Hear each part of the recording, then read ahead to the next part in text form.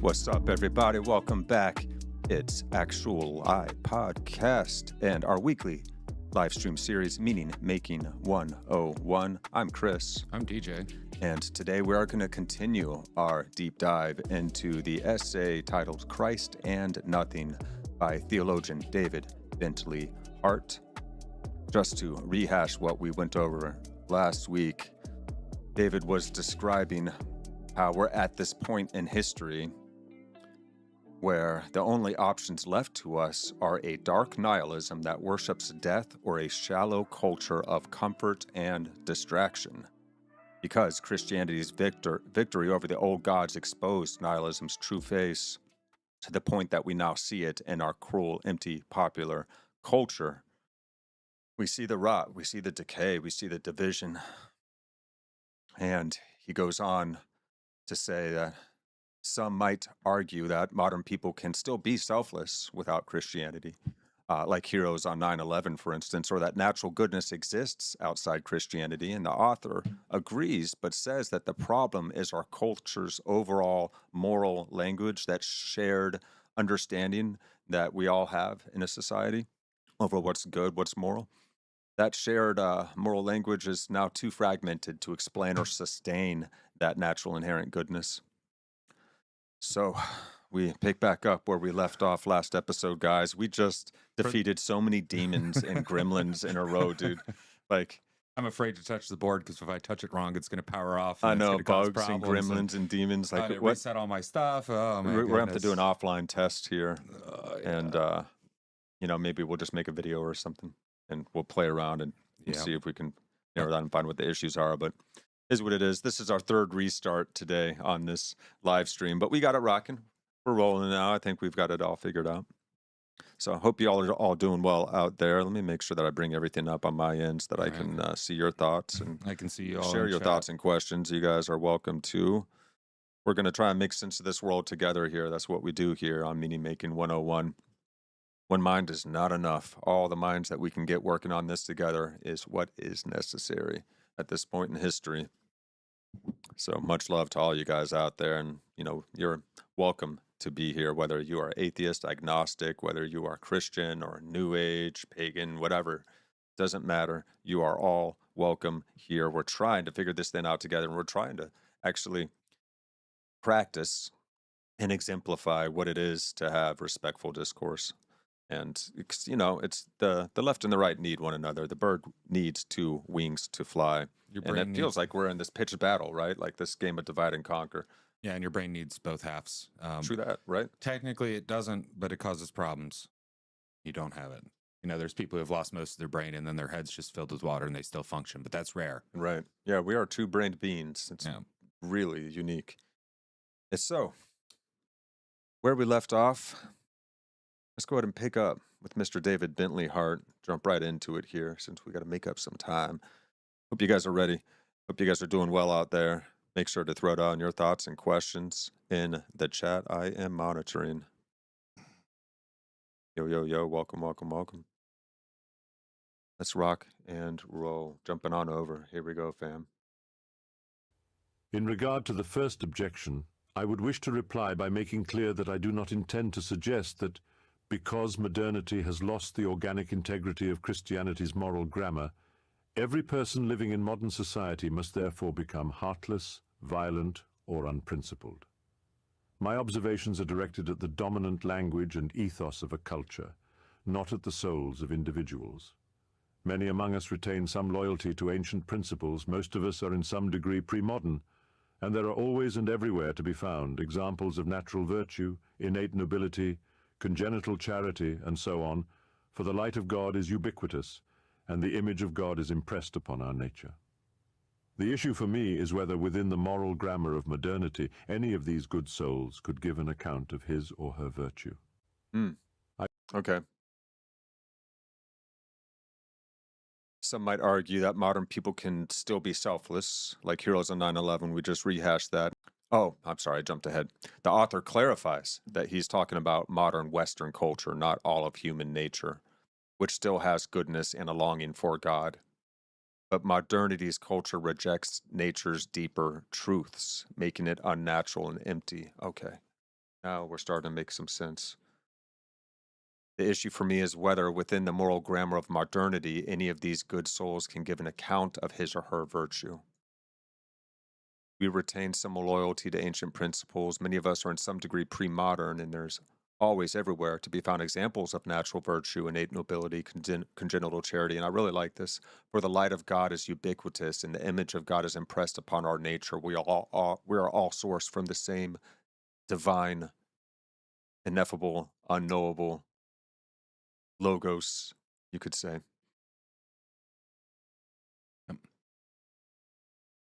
Okay, so now he gets into why we can't just go back to the old gods either. Let's go ahead and jump on. Let's go.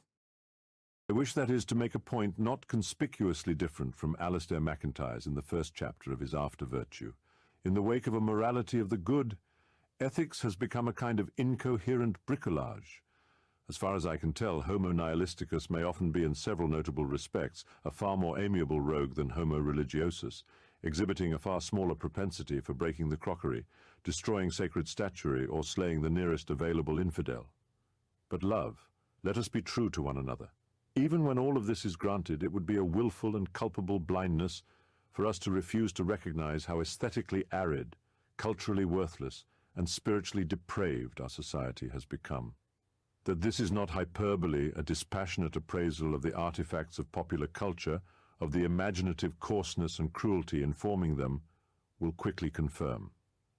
For me, it is enough to consider that in America alone, more than 40 million babies have been aborted since the Supreme Court invented the right that allows for this, and that there are 60 many million. for whom this is viewed not even as a tragic necessity, but as a triumph of moral truth. Mm-hmm. When the Carthaginians were prevailed upon to cease sacrificing their babies, at least the place vacated by Baal reminded them that they should seek the divine above themselves.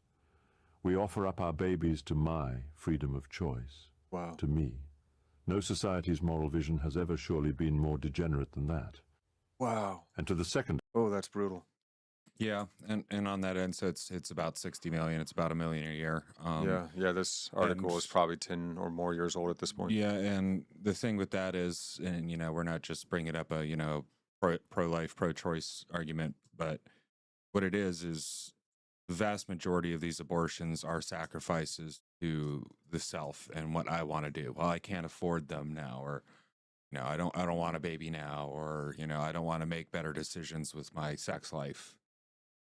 Or and sometimes it's pressured in, by friends groups, family groups, other stuff like that. But most of the time, it is a sacrifice to fall. Yeah.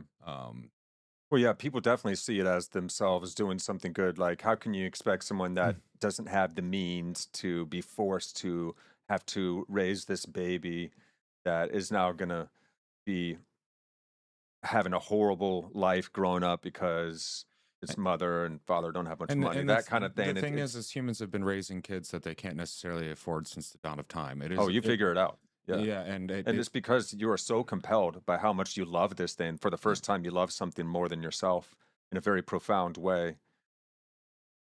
You're willing to do whatever it takes. Well, and suddenly you find yourself, and I see this, I've seen this in parents, you see them level up as people. Yeah, oh, for sure. And it's interesting if we're talking about, the symbology of everything. We are turning what should and always has been a blessing into a curse, into something to be gotten rid of for our own happiness. Whereas, like children are a blessing. They always are, even, and not saying that, blessings do come with responsibilities, and blessings also can come with, like issues and hardships as well. Like, the blessing of intelligence. It's not easy for intelligent people, right? I watched a video recently of a child of grape that there's a whole panel of people actually who had given up their children for adoption, and then adults who were survivors of grape. The mother decided to have them, and gosh, man, this one guy, his words were so moving. They were so powerful, and his right to live, the way that he spoke for that, showed me a side of that argument that I'd never seen publicly.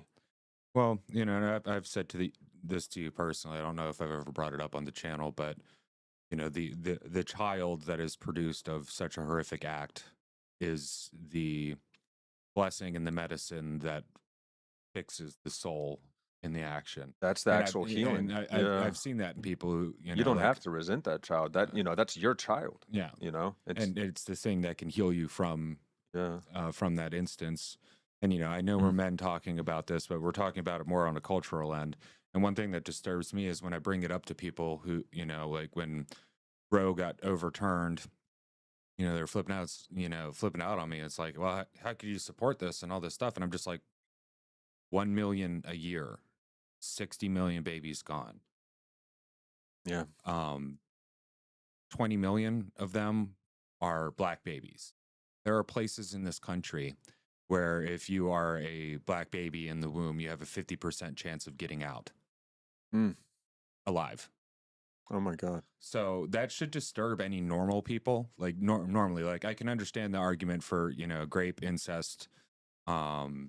The mother's too young and it can physically hurt her, things like that. I can entertain and understand those arguments, but just I don't want to be responsible for it, or I slept with the wrong guy and we're not together, or this is going to ruin my life. Yeah, because I can't afford this right now. How do you know it's going to ruin your life? Like, what if it makes your life actually infinitely better? Yeah, hard and stressful, but better. Now you have a purpose. And let's not forget, humanity's main purpose has always been and always will be to have children, to procreate. That's our greatest main purpose. That's what we do. That's what life does. Lives. Yeah. And there's a reason why, the cultures and civilizations of old that practiced child sacrifice did not end up lasting. No, they did not. Sometimes they were conquered, like the Israelites of old were commanded to completely wipe out people who did this, which you'd say, oh, that's horrible. But it's like, dude, human sacrifice is not really a good thing. And you don't want them. You don't want human sacrificers as your neighbors. And yeah, our culture has been the creeping nihilism of our culture has made it so we can't even feel. We can't. And I said, well, feel what how evil 1 million babies aborted a year is, and that's just in America. Yeah. Like if you go with the worldwide statistics, it's staggering. Yeah. She looked me right in the face and said, "You're an abomination who should." Now, when I tell my story, the circumstances of my conception do not determine my worth as a human being. I have a right to life, as much as anyone else does.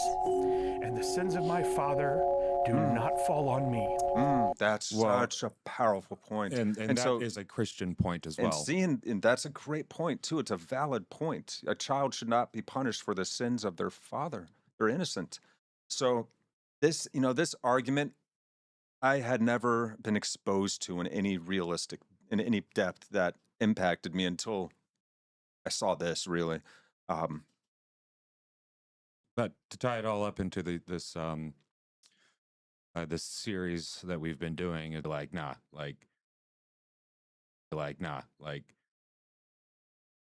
you're demon spawn or whatever. Yeah. Or in the case of, well, I can see your story, but think about her, and the my body, my choice stuff. It's like you got to be pretty sick.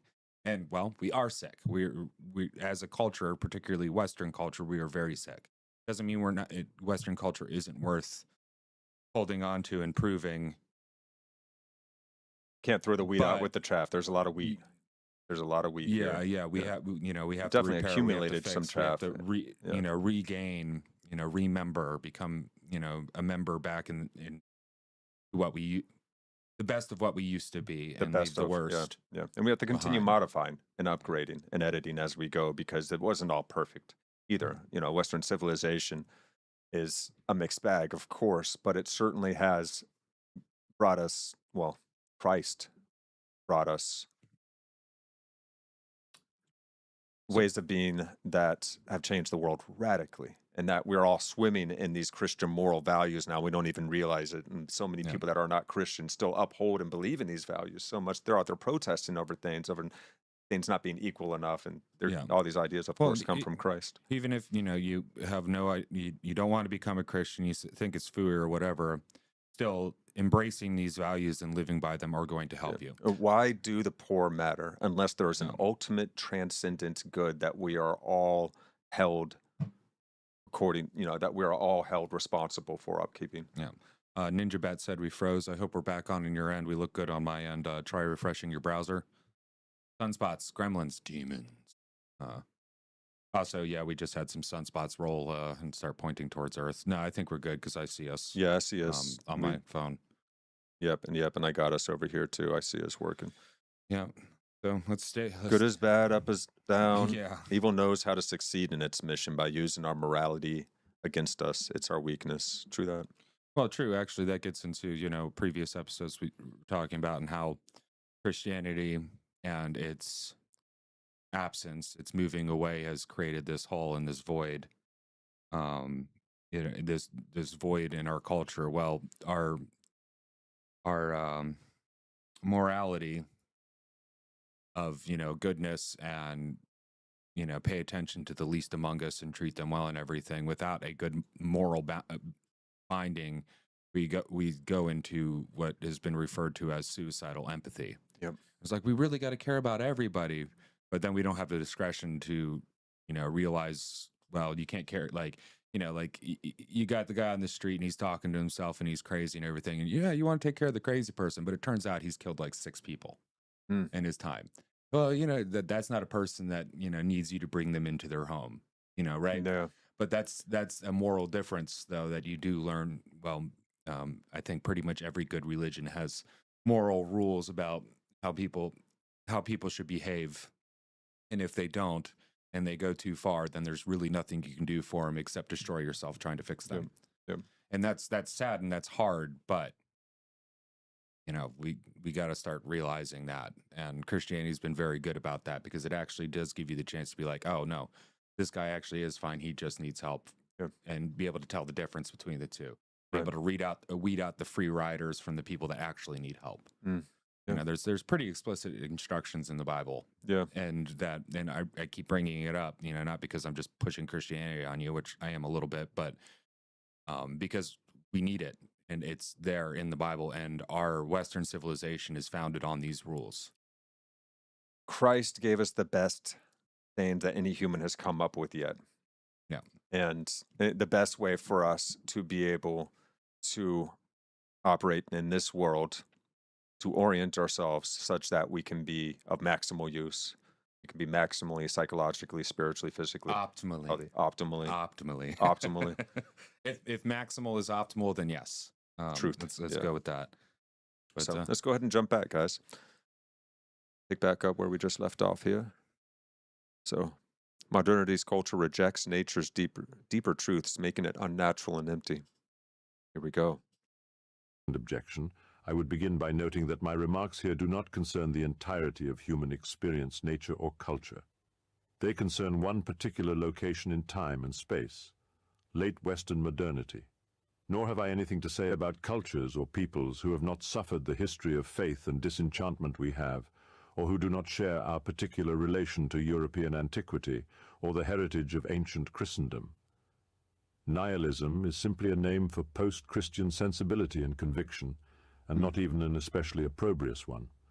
Moreover, the alternative between Christianity and nihilism is never, in actual practice, a kind of Kierkegaardian either-or posed between two absolute antinomies, incapable of alloy or medium.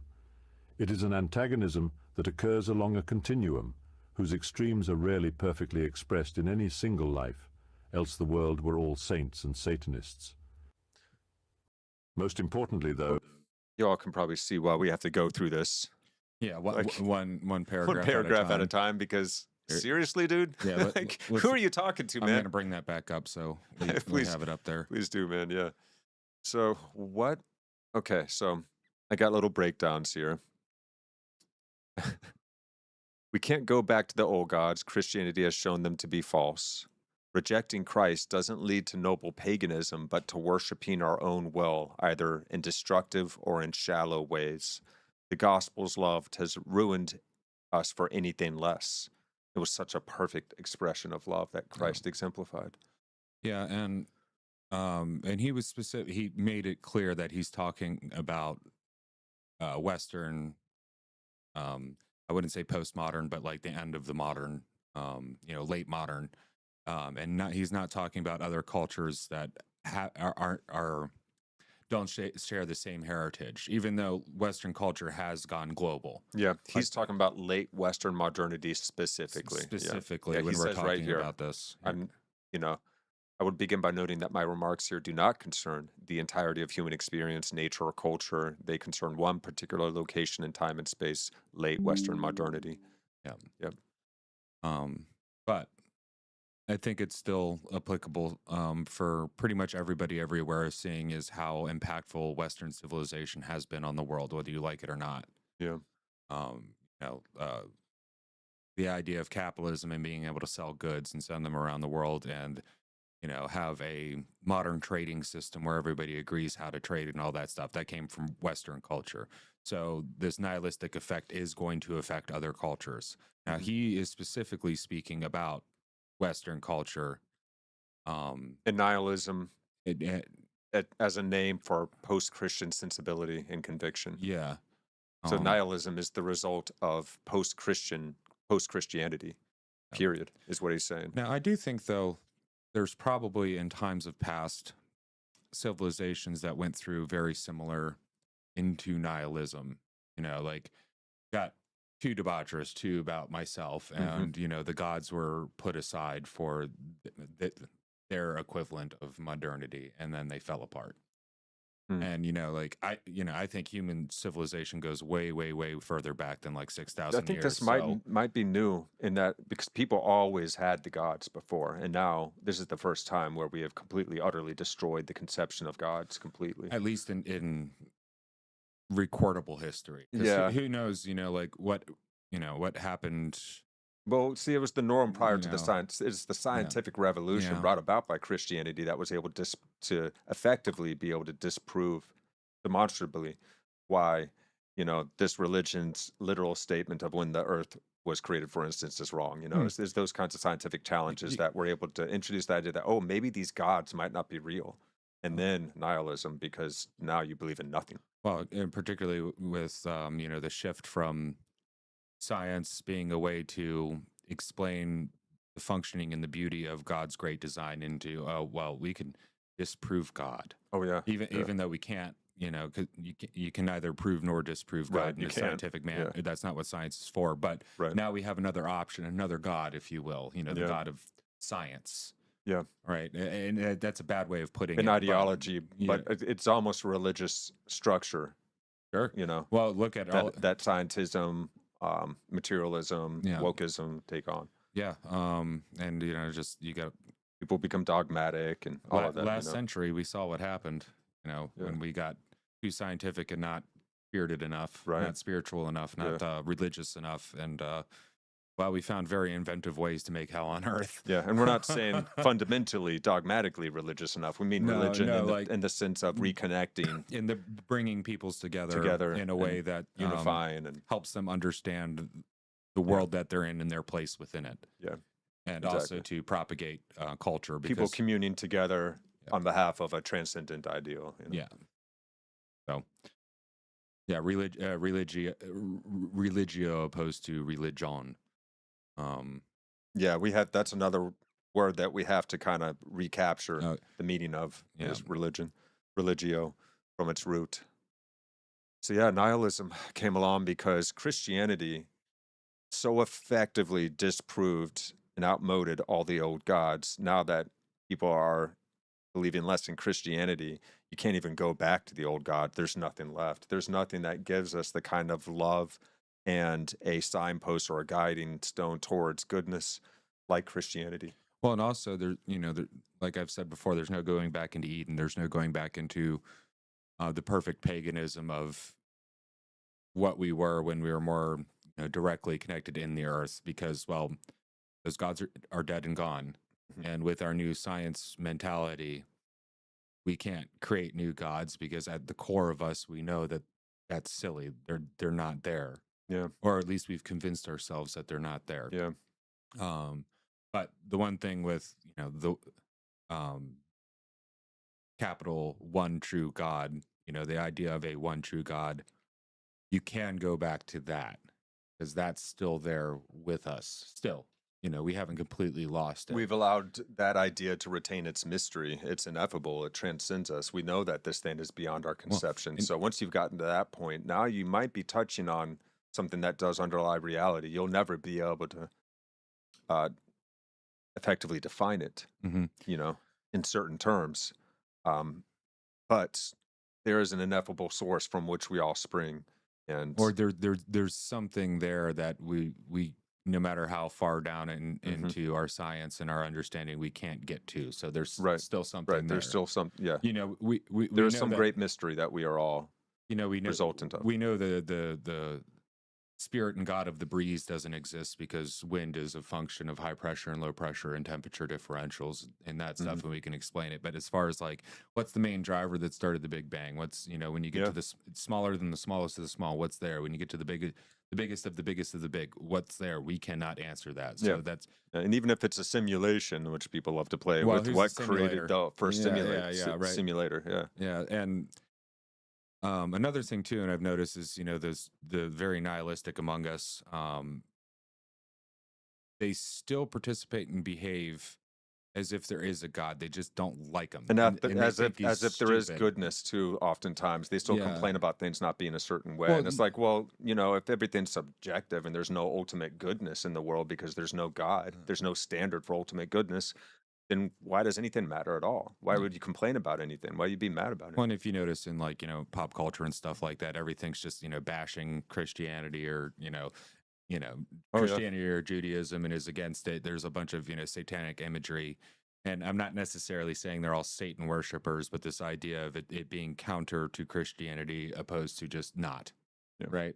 There's a whole lot of that. There's a lot of that. Like, okay, well, people that don't like Christianity, but they're doing the thing that's from the Christian story. Like, I forget what movie it was, but there's a guy who's like, it's like, I believe in God, I just don't like him. It's like, well, that guy was at least honest. We should get a little more of these nihilistic people be like, but you're still thinking of God in such a low resolution way. Like you got this Disney idea judging you. It's like, I mean. Read Meister Eckhart and, challenge yourself on a deeper conception of God. Yeah. And yet again, for our atheist friends or agnostic friends or friends who aren't Christians or anything, you don't have to be a Christian to gain insight about the Christian teachings. I happen to believe that you'll end up becoming a Christian the more you participate with them, but that's not really the point of what we're doing here right now. What we're doing here right now is, and have always been with this channel, is making sense of the world, our place in the world. Where are we going? What's our relationship to each other? What's our relationship to everything? How can we most effectively be that change we wish to see, instead of trying to just change the outer and hack at limbs, And making the species as well as the individual better. The goal. We can change this world from the root up by changing ourselves. And that's an idea that I would really like to help popularize more than anything. Yeah. We have this capacity to self-improve. And if you want to see the world change, you have more control over yourself than anything else. And if we popularize this notion and people really start lifting themselves up and lifting and encouraging each other, then we're gonna have a whole different world very quickly, I would think. We've just lost our sense of self-determination and self-respect and self-love. Yeah, and traded in for selfishness and self-worship. And because we traded in the love for others for distractions and, glitz and glamour and don't worry, high resolution. You can donate 25 cents a day to some charity to try to fill that hole of actually helping people. Yeah. Even though because soda and potato chips and McDonald's ain't going to do it. And watching sad videos of sad puppies and stuff online. Yeah. Things that make you feel good for a couple minutes, but then you feel worse afterwards. Just, no, it's not worth it. Yeah. What are the things that help us feel good in a lasting, true way that stabilizes and grounds us and fills us with peace and a sense of inner stillness? Well, safety and security and belonging. what are the things that make us feel whole, even if we Whole. don't necessarily feel good in the moment? Mm. You know, because it's no wonder people who are coming to the end of their life Can you and are even revel in suffering. your sadness and see Yeah. the beauty of your sadness? You know, Well, yeah, and because yeah. we even forget that we can do that. Yeah, and life is if you are alive, you are going to suffer to various degrees. Do you want to suffer alone, or do you want to suffer with, you know, somebody who will share your yoke? And that's, you know, the Mm. story of Jesus. You know, Mm. take up Jesus's yoke because it's far lighter, because he's carrying most of Yeah. the weight, and Oh, then yeah. you can attach your load we start to doing that, that, and then yeah. start doing that, Yeah. and not just saying it and, you know, believing it in your heart, but like And doing signaling it, because Yeah. that's what we've all been trained to do, is signal our Oh, virtue dude. instead of actually engage in virtuous action. Well, last time I was here, And we're all guilty of it, you know, myself just as much as anyone. hell yeah. But we were talking about the performative Yeah. Christianity, and kind of how like it's like, Oh, yeah. And bro you know, Christianity. bro Christianity, and you know, they're all like, so cool, man. I've got a signal that I'm a Christian. It's just do it, man. Just like, you know, like people who are Buddhists, Just be it. the real ones don't signal that they're Buddhists. They just do it, you know. Yeah. They just be it. That's Yeah, it's their you way. know, It's their way of They're life. not yeah. walking around with big old tattoos of whatever on them, Parading it, with showing their it off, boating out announcing it to beads the and, world. yeah, it's like we call those posers. You know, the people that are wearing But people all the get gear. so good at posing that it becomes cool. Sure. It becomes a thing. And well, I guess And it's everyone wants to be cool. Everyone thinks that that's how you get belonging, is because people think highly of you, or Well, they think that and- you're one of the cool kids. And mimicry is one of the first ways to start learning about something. You know, Yeah. it's how kids learn. They learn to clap by 100%. watching you. They make Everything. That's but how if you mammals just learn. Yeah. Stop at the mimicry, then how much do you really understand it? Isn't it cool, though, Yeah. to realize how much of ourselves and even our own personalities are made up of everything and everyone that we've come into contact with?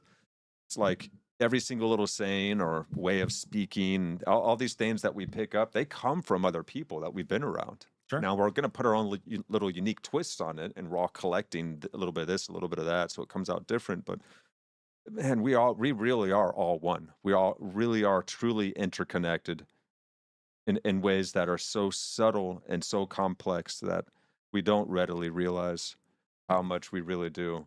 Like, I mean, you and I are trading atoms right now. We feel like two distinct, separate individuals, but this whole thing is one ongoing movement. This entire universe, this Earth, we think of as separate from us. So we think of how we can be cancers to this planet, but you know, I've never enjoyed that way of thinking, because it's like, wait a minute, no, we're outgrowths of this planet. We're extensions of this planet. We're the living, breathing, self-reflective, animate extensions of this planet that have become self-aware of themselves. And now look back to the stars from whence we came, wondering. That's such a beautiful trip. When you could flip it the other way too, is this planet is specifically here to grow us, Yeah. to give us a place, Like an apple tree apples, grow this and earth is live, earthling. you know, and Earthling. if the Christian story of, you know, the creation of the universe is accurate, the planet and everything in it was put here to eventually foster human life and human flourishing. That's what it was here for. And, you know, you could say, oh, that's an egotistical, human centric way of looking about it. But like, Earth wants to life wants to be as good at lifing as possible. Yes. Humans seem to be the best at lifing and adapting out of all of the things the Earth ever produced. So you could say the Earth is here to produce the best. People are so regretful about us too, Which because is we're us. so destructive, but don't we have the capacity to be such incredible stewards of this planet? The animals love us when we help them. And they come to us sometimes on the random. Even wild predators have come to humans for help with, you know, an emergency with their young. And, you know, God, you know, and I was thinking about this last week. You see all these AI videos of animals and people doing crazy stuff. And it's like, now we will never get to know if that thing that we're seeing is actually true. So when that animal does that really cool thing that used to actually sometimes rarely happen and be very special, now you don't know if that's really actually one of those rare special things. It's so strange. I don't know how we cope with this, man. And Ninja Bat actually just asked, how do we know our true self? That's the whole point of this entire podcast. It's who is the actual I behind all of our ideas about ourselves, the stories that we tell to describe ourselves. What is that ground of awareness that sees even the self-description? What is the ground of awareness, that sense of presence or being here in this moment, the I am, that sense of I amness? It's like a clear scene, like a camera recording, and then emotions and thoughts come up in that space of awareness. That I think that if you inquire into that mystery of that ground of clear awareness, that the emotions, ideas, sensations arise in, then you're getting down to what the true self really is. That sense of So self, it never changes. It's ageless. You can notice it's always been there. It's the feeling of now, without any of our mind's descriptions put on top of it. and I would say I can't And I it's can't love. say It's loving. how It's unconditional. do we know the true self, but how do we start? And one of the Yeah, starts yeah. is definitions and defining and what say Great you point. mean by self or Yeah, true because or you're never going to know that. true self, Yeah. and then Fully. starting the start the process, just start, because I can tell you how you're not going to find the true self within you is by not starting the process. I and can't tell certainly- you how to do it, but I can tell you how not to do Yeah, it. and certainly you won't find it by thinking about it. It's not an intellectual thing that you're doing. It's an experiential thing. So you have to let go of the mind's wanting to do all the time and trying to figure out. You have to ungrasp, because the mind is always trying to grasp for control and security and understanding. So you gotta, meditation isn't ungrasping, it's a letting go, it's an undoing, and just being and noticing the mind, how it ticks. This is how we get to get used to our understanding how our minds think and work. And it's actually, it becomes, at first, meditation can seem really hard and people are like, I can't stop the thoughts. And that's not the point. That happens naturally on its own. You don't have to try and stop the thoughts. Just notice the space between your thoughts and keep returning to that space. Keep returning to just awareness. And then you'll see thoughts come and let them come. And just once you notice yourself getting lost in a train of thoughts and following it and getting into that thinking mode, take a step back into the feeling of just this moment once again. And you just keep doing that Zen step back into the moment. And that's meditation in a nutshell. And in the space between the thoughts, then you can cultivate that sense of presence and elongate that sense of stillness and peace that you get. And now you have more room around your thoughts to respond rather than just immediately react when something happens. It's really, it's beautiful because it gives you more control. And good conversation will do this. Yeah. It opens you up to that sense of flow more easily. Yeah, and there's forms of prayer that you can use to help you with this. There's praying the rosary isn't just, well, if you do this, you're going to get these magical benefits, but it puts you into a meditative state. Praying and having a conversation with God, not asking him for stuff, but having a conversation starts that conversation that can put you in the position of your true self having this conversation. Because when you're in a really good conversation, you're not thinking I'm making these thoughts and what a great point and all this stuff. It's back and forth. And you're actually, that's dialogos is when you start thinking together and you forget about yourself and your ideas. Exactly. And you can do that with God. However you see God, you can do that. Start praying now. And not just so please God give me the puppy dog I want for Christmas. What I'm hearing, it feels like you're saying something like let go of your wants and needs and get into a genuine conversation. Well, like just a genuine opening to that presence of an infinite you source. You can start the conversation, and the better you get at conversing. I know it seems like you're conversing in your head, which you are, but getting into that conversation every day with what you're doing and walking around and doing that might be easier than for some people. I don't do very well with the just sit there and empty the mind and stuff like that. The way I do it is in conversation, and then a lot of the thoughts and other stuff just dissolves away because so there's an inner and outer aspect of meditation or prayer and the contemplative aspect of it, the communicative aspect of it is that mode I think you're discussing. The going inner and finding stillness. And there's an in and out process, like a breathing in and a breathing out of meditation. I think it's the kind of the non-dual end that I'm talking about, and less of getting to know the true self was in the comment here, and more of orientating yourself as the true self and interacting as the true self. So it's like you're doing it, you're doing the self thing. Without having to think about the self thing. Right. Yeah, because there's for overthinkers, many different ways to the mountaintop. So it's that works for me. You find in Zen Buddhism that there's a practice of an inner and outer aspect of meditation. Some focus more on the inner. It gets you to some focus more on the outer, like Christianity. It gets you there eventually. Well, either way, you can be born again either way. This thing is is multidimensional that we're approaching, Interestingly so you enough, can come to it from many angles, but it always requires a selflessness and a humility and a letting go of ideation and so well, forth. interesting enough, when you see, the monks and stuff like that, whether it's Buddhist or Christian monks, there'll be moments when they're in their cells and they're reflecting and they're quiet and they're doing the inner thing, and then there's moments where they're singing out and really like all together Oh creating yeah, this yeah. external thing. So from intro as to well. extra, So yeah. like the monks are doing it. It seems to work for them. They're not going crazy, held up by themselves. Well, maybe they are, but it doesn't seem that way. So, but to find the true self, start the process. Get with other people that are trying to do it too. Figure out what works and what doesn't for you. Because Yeah. we are very much the same, but we're all very, very different as well. Yeah. Temperament, mentality. Some people chatter more in their mind. Some people don't have an inner voice. I'm very visual in my mind. Some people aren't. So it's, I not only have to get rid of the chattering in my head, I got to get rid of the imagery in my head too, because that's because then I'll just start thinking of like machine.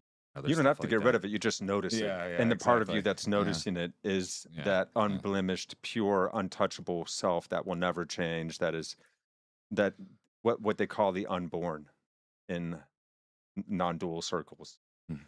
The unborn, the unmanifested, the will never die, has always been, always will be, the source from which we all spring, the one. Yeah.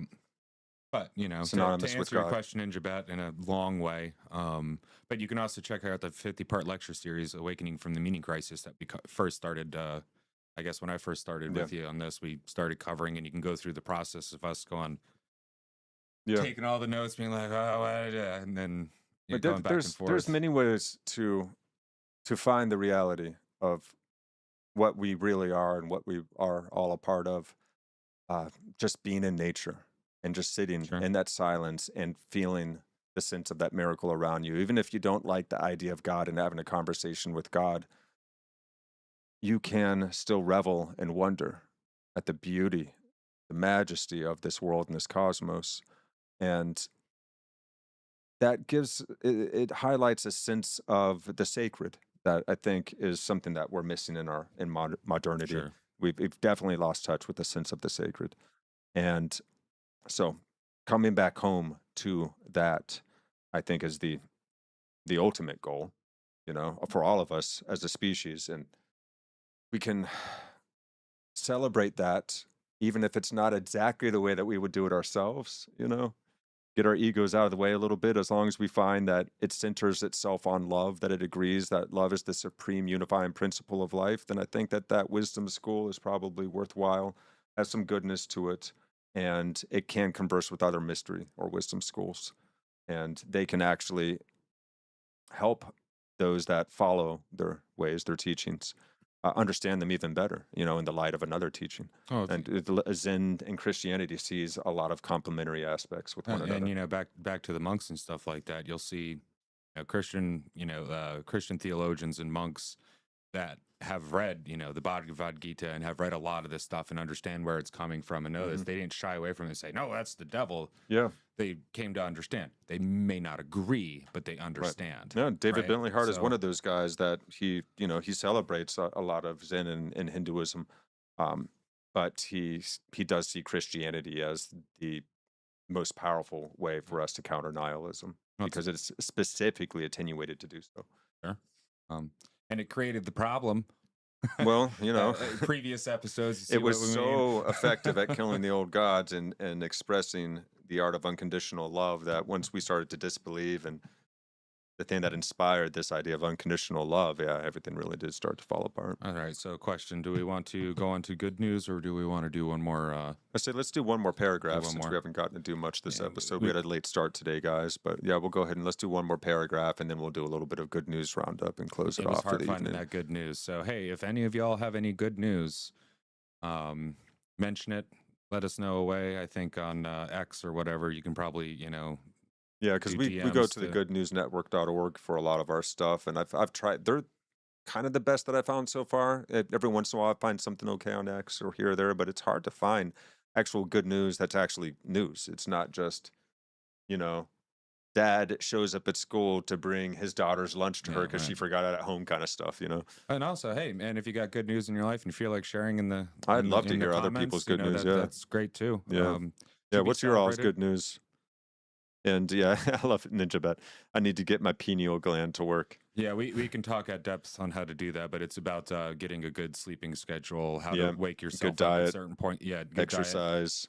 Yeah, getting used to figuring out how to quote unquote lucid dream. Yoga, meditation, prayer. Yeah. Yeah.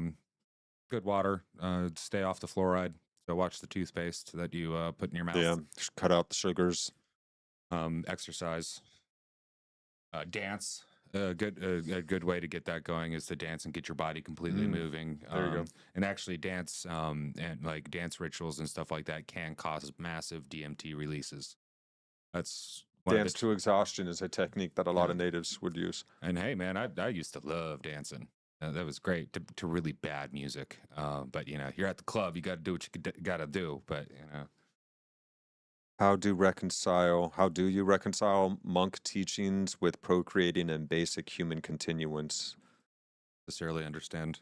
Yeah, if you could rephrase that question, Ninja Bet, and what it is in relation with. We'll come back to it after this Yeah. this paragraph. All right, let's go ahead and jump on back, guys. Here we go. David Bentley Hart, Christ and My nothing. observations do not concern nature at all, which is inextinguishable and which, at some level, always longs for God. They concern culture, which has the power to purge itself of the natural in some considerable degree. Indeed, much of the discourse of late modernity, speculative, critical, moral, and political, consists precisely in an attempt to deny the authority or even the reality of any general order of nature or natures. Nature is good, I readily affirm, and is itself the first gift of grace. But that is rather the point at issue. For modernity is unnatural, is indeed anti-nature, or even anti-Christ, and so goeth about as a roaring lion seeking whom it may devour. Let's let it take this one. Which is why I repeat that our age is not one in danger of reverting to paganism. Would that we were so fortunate. If we turn from Christ today, we turn only towards the God of absolute will, and embrace him under either his most monstrous or his most vapid aspect. A somewhat more ennobling retreat to the old gods is not possible for us. We can find no shelter there, nor can we sink away gently into those old illusions and tragic consolations that Christ has exposed as falsehoods. To love or be nourished by the gods, we would have to fear them, but the ruin of their glory is so complete that they have been reduced, like everything else, to commodities.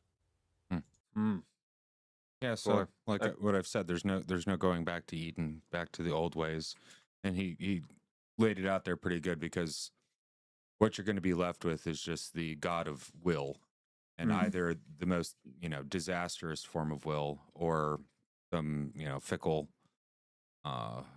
aspect of it. And so we're always going to be worshiping something, right? Yep. But we can't go back to our childhood. You can't go back to that, and you can't go back to feeling the way we felt back when we were more primitive, if you want to use that word. Yeah, Christianity has already shown the old gods to be false so completely that I can't go back to them. They've already been superseded by Christ. Rejecting Christ doesn't lead to noble paganism, but to worshiping our own will, either in destructive or shallow ways. The gospel's love has ruined us for anything less. That is the heart of David Bentley Hart's argument right there. And I don't know that I can disagree with him. Yeah. But He spelled this out so well. I really encourage you guys to read this essay. This guy's challenged me more than any other writer, I think, in my life, perhaps, when it comes to Christ. It's gripped me. I mean, he's laid down an argument that is so complete and detailed and powerfully expressed. It's upheld by a lot of data. He's pulled everything together here, and I've had a lot of trouble coming back home to Christianity after many, many years of being away from it. Though I grew up in initially a Christian household, and both of my grandfathers were pastors. And I used to feel like the black sheep of my family, and then my extended family as well. It felt like my family was the black sheep of our extended family, and I was the ultimate black sheep. At least that was my own self-perception as a lost teenager, you know? Technicolor. I didn't see them until I got older for who they are at heart, and how much Christianity has grown and humbled and softened and beautified the hearts of my family, I was going to say you're the Technicolor goat of a black sheep family. you know? And we're all failing at it. This is, you know, we all really are sinners. We do miss the mark, and that's what the word sin means. It's an archery term. It means to fall short or be a little off to one or the side of the other. You know, you're not quite hitting it.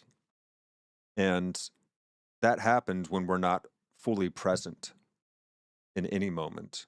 We fall short of our true potential. We allow ourselves to become tempted by our baser instincts, and the highest capacities and potentials of ourselves get thrown to the wayside. We hide from them. We're afraid of them because of the responsibility that they entail. You know, isn't that really the ultimate fear? It's not just the fear of failure. It's the fear of, if you let yourself be as good as you possibly could, what level of responsibility would you then have to take on? Because we are so much more capable than we ever give ourselves credit for. Once you just start to scrape the surface of that, you realize, oh, okay, so there is a higher level of responsibility that this entails as well. And I think we're afraid of that responsibility. So to answer your question there, Ninja Bat, when you said, how do you reconcile monk teachings with procreating basic human continuance? Don't monks, like priests, nuns, stay celibate? How do you embrace sexuality, love, marriage, and still pursue enlightenment? So when it comes to monks, male monks and priests, the fact of the matter with males is most of us wash out of the gene pool anyway. So for the continuance of the species, there are always going to be males that don't breed, and they cause problems. And one good way that we've figured out how to deal with the males that aren't doing that is monks, scholars, other things like that. When it comes to normal people who haven't chosen that life, embracing sexuality is getting married and getting to know your wife and having kids and building a family. But with, say, like monks and nuns, the church is their family. Nuns are married to Jesus, and priests are the fathers of the church. So they're still raising the next generation, just in a different way. And it's not for we call them fathers. Yeah, and it's not for everybody, you know. But there are, you know, like I don't think we're going to have an issue as a species with too many people becoming monks and nuns, right? Yeah. And you know, some nuns became nuns after they had children. There are nuns that have done that. Same thing with priests after they had, and maybe, you know, this guy, he, you know, had kids and his life fell apart. He got divorced. He was in the deepest, darkest depths of hell on earth that he could have possibly made, and he clawed himself out, and he decided to dedicate himself to this cause. You know, there's been that too. Or young men that aren't going anywhere in life, aren't going to be good for anything, and so they go into that life. And then there's some people that just choose to sacrifice that so they can come to a better understanding of God, and then hopefully help other people do it too. Yeah, yeah. So it is a sacrifice as well, and it's not an easy balance. There's a reason why we don't let priests get married and accept money from people and other stuff, because they used to be the rock stars. Now, everybody wanted to sleep with the priest and, you know, like, and do all that, and he could be rich and have, you know, the Bentley and all that stuff. And then Christianity was like, nope. So I think part of how we can embrace sexuality, love, and marriage is just that. You embrace sexuality through love and marriage. Yeah. You save sex for those who you're in a committed, loving relationship with, instead of just engaging in promiscuity. And that way we can, rather than giving into our baser instincts, we still are serving love and humility. And I think, I think you can pursue. I don't think you have to go hide up in a cave and be with a bunch of other monks to be able to pursue enlightenment. Or if you do that, you don't have to do it forever in some cases. Absolutely not, because like, you know, like if you take, like, you know, the like the Kung Fu Buddhist monks in China, I don't think they'll go there for a period of time and then come back. Yeah, so I don't think living the family life lessens the opportunity for enlightenment. Oh, definitely not. No, I I don't Maybe think, it makes it harder to achieve enlightenment. No, Maybe that's why Buddhists focus it in that way themselves. I don't know. well, what do you mean by Or at least they're just trying to control. They have a very stringent set of controls in place because they found a reliable way to get a certain proportion of people to reach and self-realization, also, what do you and they mean? stuck to it. I What don't do you know. mean by enlightenment? And do we really need? Yeah, and I don't to- think there's a cap to enlightenment Well, either. I and think it just keeps going. Do we need to, get enlightenment to understand our purpose in this world? I actually think having a family for most people helps bring us closer to enlightenment. When you have kids and you decide to raise them, it sets your priorities a little bit straighter in life. If you're a good parent, it makes you a better person. And then it teaches you about sacrifice because, well, at first you have to sacrifice a lot in your life to raise this kid, but then eventually you have to sacrifice your children out to the horrors of the world so they can grow and do the same thing. So, I don't think family gets in the way of it at all. Maybe for certain pathways, yeah, but that's not for everybody. And just because somebody went that route doesn't mean they have the best understanding of their relationship with God, their fellow people, and all that stuff either. It's just that's the route that they took. To try to find it, because there are many routes you could take and many practices you could take, and for the vast majority of people, I think getting married, having families, raising good kids that are going to be better off than you are, and not as crazy as you are. You like your kids to be a little less crazy than you are. I'm glad I'm a little less crazy than my parents, and bless their hearts, but they're both nuts. Love you guys, but Yeah. So check this, Matt Mang on Facebook. Hey, Matt on Facebook. Hey, I can look this up. If you have it handy, you're welcome to share it as well, Matt. Romans 10:9. Yeah, unfortunately, I have He the says, King James version in my car. But He's saying that we're touching on a works-based religion versus faith-based. Yeah. Works are only good after you become born again with the Holy Spirit. Matt is raising an interesting point here. Yeah, and there is a critique against works-based salvation as well.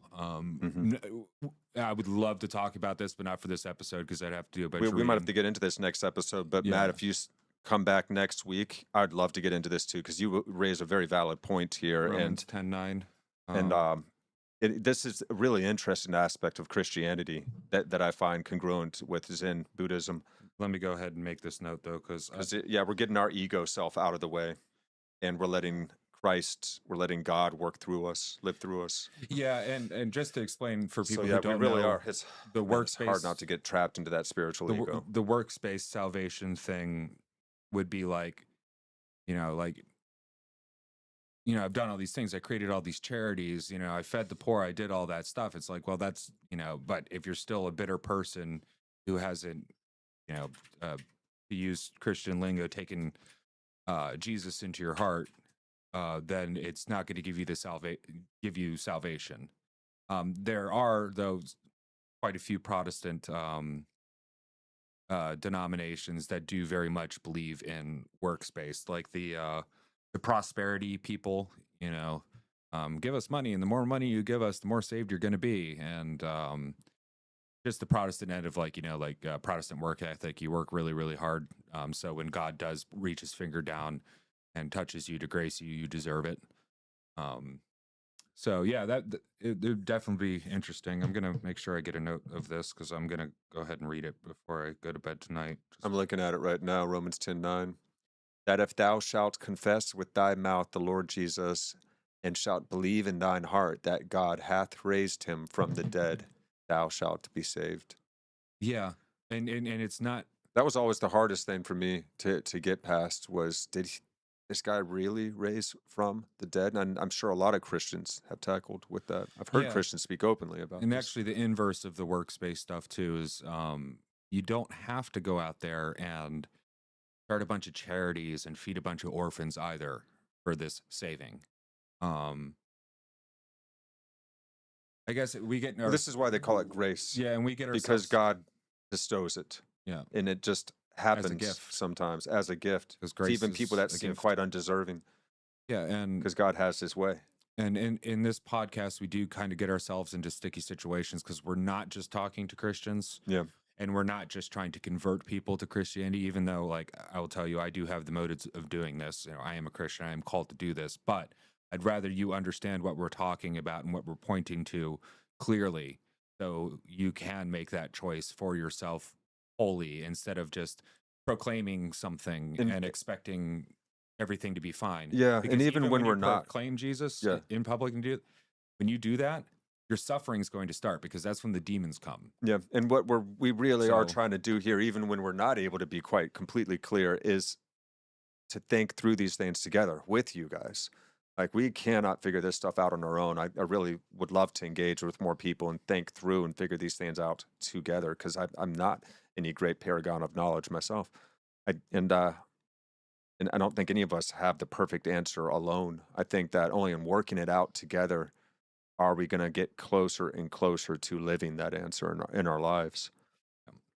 But you know, I want to invite as many people into this conversation as possible, be they atheists, be they New Age, be they, pagan or Buddhist or Christian, and any denomination there. I don't care. I want everybody to be able to feel welcome, because we are all trying to engage with that ineffable source. and also we're not the authorities on anything. This is basically a study group for us. Like, really. Absolutely. So. Yeah. There may be times we're blasphemous, but there may be times, like you said, we're kind of like touching on this works-based versus faith-based, which I can see why it would seem like that, but really, actually, it's I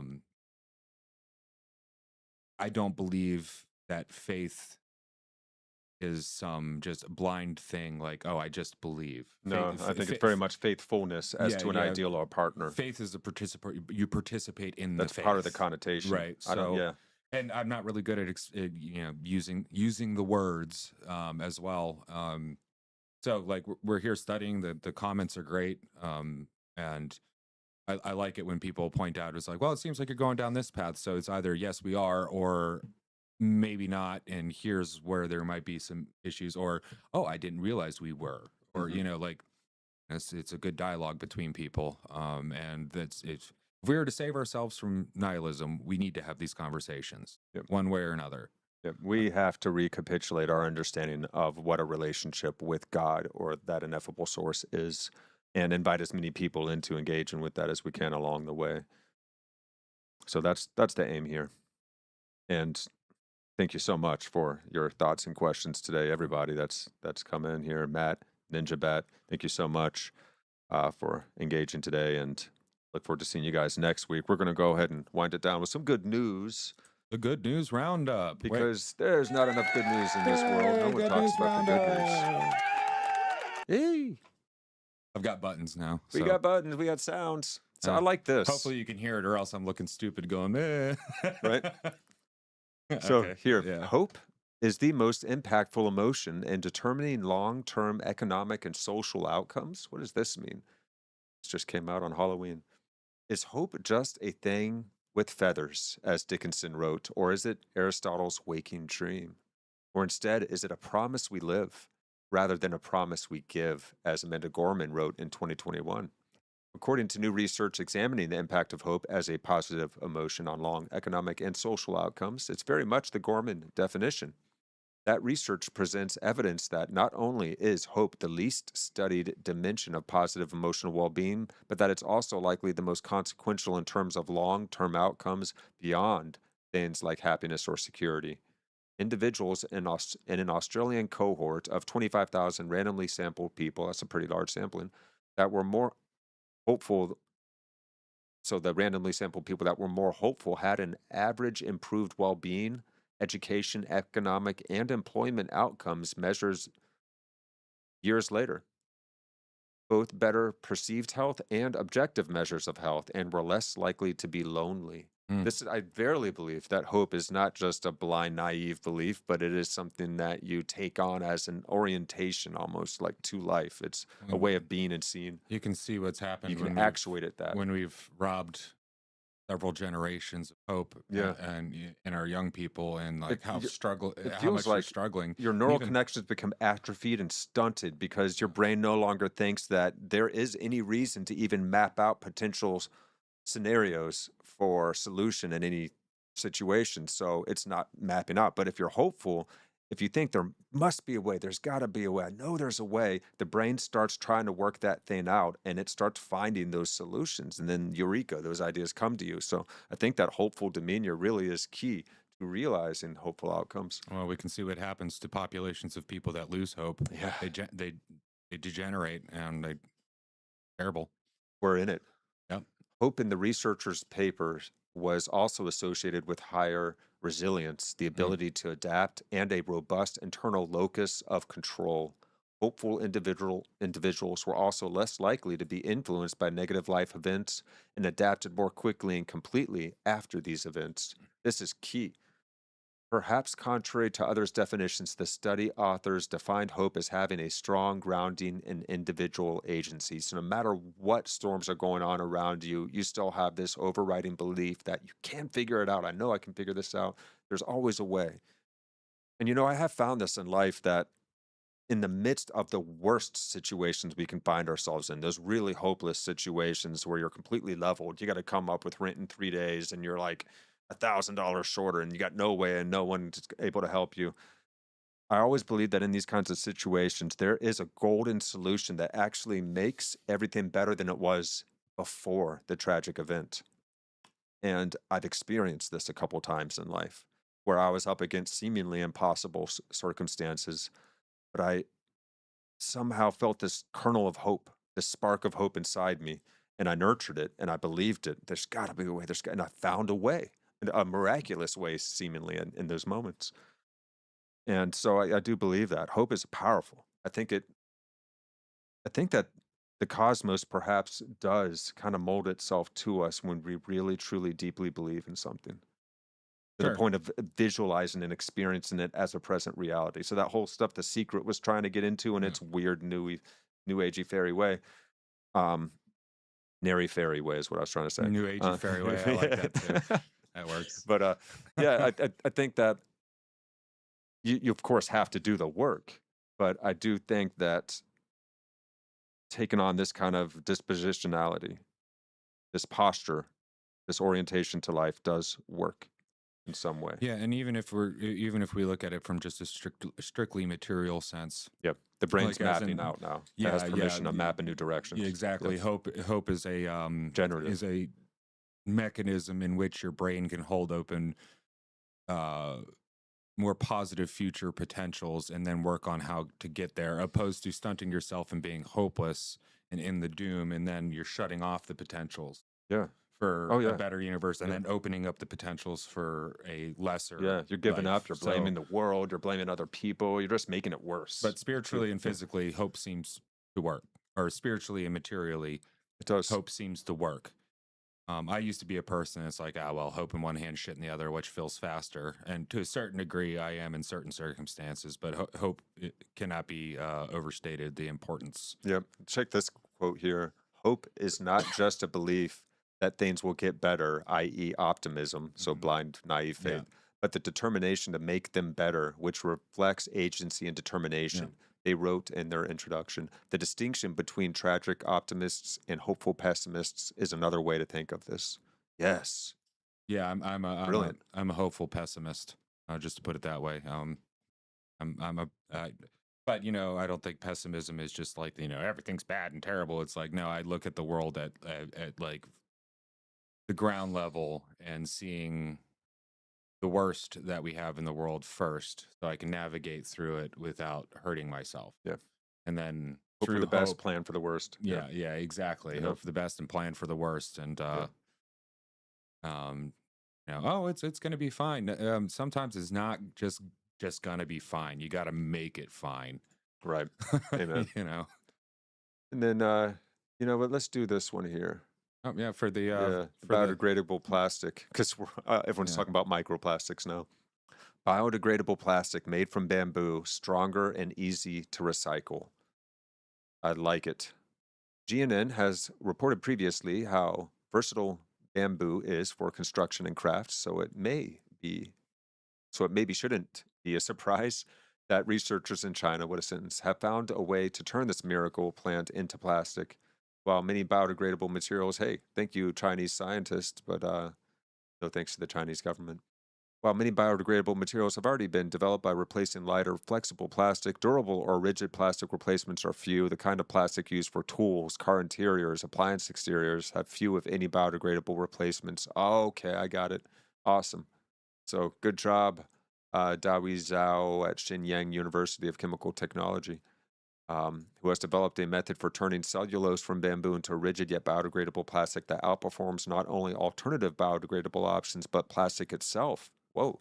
For mechanical strength and thermomechanical properties. And its rapid growth makes it highly renewable. I like it. Opposed to corn and corn plastics, which corn is like one of the most destructive crops that you can mass crop. Yeah. Now, if you do it in small things with, you know, with beans and other things, like they work, but man. Right. But as a mono. Oh man, like corn is terrible. You have to keep pumping more and more chemicals into the ground just to get it to grow. It's crazy how much corn we use just for ethanol fuel, plastics, and sugar. You know, it's like, oh man. Yep. So that's awesome. That's such good news, and we'll save the rest for next time. It's hard to find good news. Well, another good news. This guy, he's still alive. Yeah, man. And, you know, let's watch this one more time, man. That was so powerful. And I said, well, I was conceived in rape. First time I ever publicly said it. That I was conceived in rape. Do I not have a right to live? Amen. She looked me right in the face and said, you're an abomination who should not exist. I'm so sorry. I had never shared my story, ever.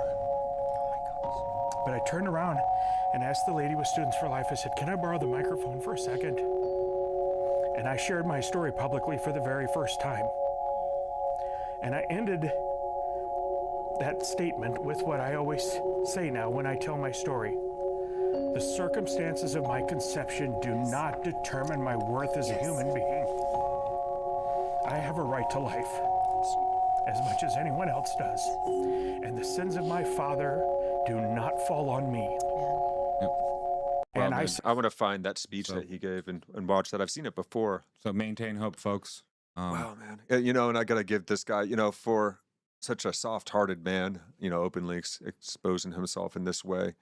He's really wins the facial hair award of the decade, dude, because that beard, right the here. Beard he had before. But the beard he had before, too, was epic. There it was, Go ahead, homie. Our buddy Finn, he had a beard like that for a while. Yeah, he did. Yep. And so, that's it, guys. And, thank you so much for being here. It's been Meaning Making 101. We'll be back 7 p.m. EST right here on Rumble, YouTube, X, Twitch, and Facebook. So stick around, guys. We'll see you next time. I've been Chris. I've been DJ. We love you. We're going to dance our way on out of here. Looking at for music? I don't hear music. Oh, no. Did I mess something up? Go ahead and... Yeah. There we go. Oh, boy. Yeah, okay. Sorry about that. We had power outages and it scrambled my board, but we can still do the thing. Yeah. This one's for you, Ninja Bat. Oh, wait. Music's so low. Let's bring that up a little bit. Yeah, there we go. Oh, man. Oh, yeah. Yeah. Peace out, guys.